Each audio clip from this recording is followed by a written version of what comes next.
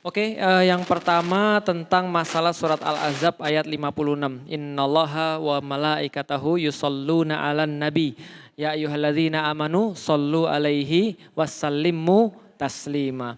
Jadi gini, bahasa Arab itu adalah bahasa yang sangat bahasa yang sangat mewakilkan sesuatu. Makanya gini, kalau kita buka kamus bahasa Arab, itu biasanya yang digambarkan adalah aktivitasnya apa. Contoh misalnya, tadi dengan kata-kata ihbitu. Ihbitu itu kalau diartikan berarti seperti turun. Tapi turun yang seperti apa itu digambarkan lewat kalimat. Misalnya habatna fi mator. Kami mendarat di airport misalnya. Nah maka itu seperti mendaratnya berpindah dunia. Atau seperti orang nyelam. Jadi lewat kalimat. Jadi penjelasannya tuh lewat kalimat. Jadi ada penjelasan yang khusus. Contoh kayak gini ya. Di dalam bahasa Arab juga ada yang mirip kayak bahasa Indonesia. Ada satu kata banyak arti, ada banyak arti satu kata. Contoh, satu kata banyak arti seperti bisa.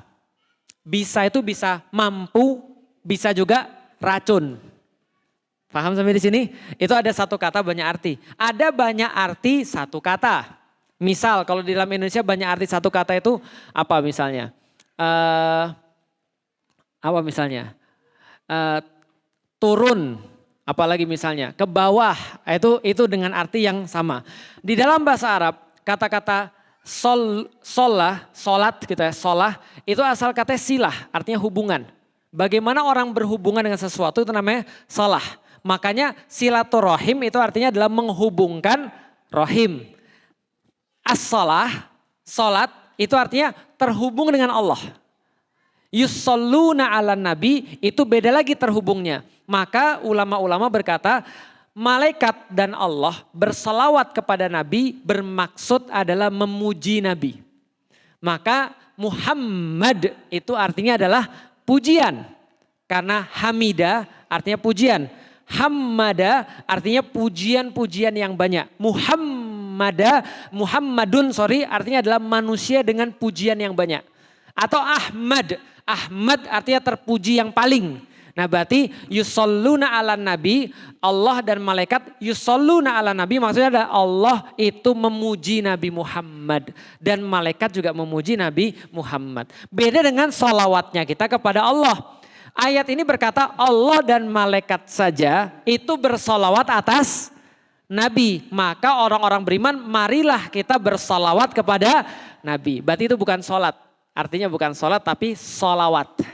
Gitu kan ya. Jadi itu bedanya. Karena bahasa Arab itu satu kata harus diartikan presisi dengan kata yang lain. Contoh misalnya dalam bahasa Arab ada kata al-fauz, ada kata an-nasr, ada kata-kata apa lagi? Al-fath. Itu maknanya sama, artinya kemenangan. Tapi kemenangan yang mana, nah itu nanti dijelaskan lagi. Makanya penguasaan orang terhadap bahasa itu menentukan makna dia. Contoh ya, ihdinas siratal mustaqim, siratal ladzina an'amta alaihim ghairil maghdubi alaihim waladdallin. Itu kalau kita tahu ihdina itu bukan hanya ditunjuki, tapi kayak dibantu, dituntun. Makanya kita minta itu adalah tuntunan, sekaligus kayak kita tuh kayak di gimana caranya? Ya dibawa. Dibimbing, jadi benar-benar ini loh tempatnya kayak gitu-gitu. Nah, iyyaka na'budu wa iyyaka nasta'in, ista'inu itu artinya adalah meminta tolong dalam perkara yang benar-benar sudah nggak bisa lagi. Itu namanya ista'in. Jadi kalau misalnya nasta'in itu benar-benar kita yakin kita tuh nggak ada yang bisa nolong kecuali Allah.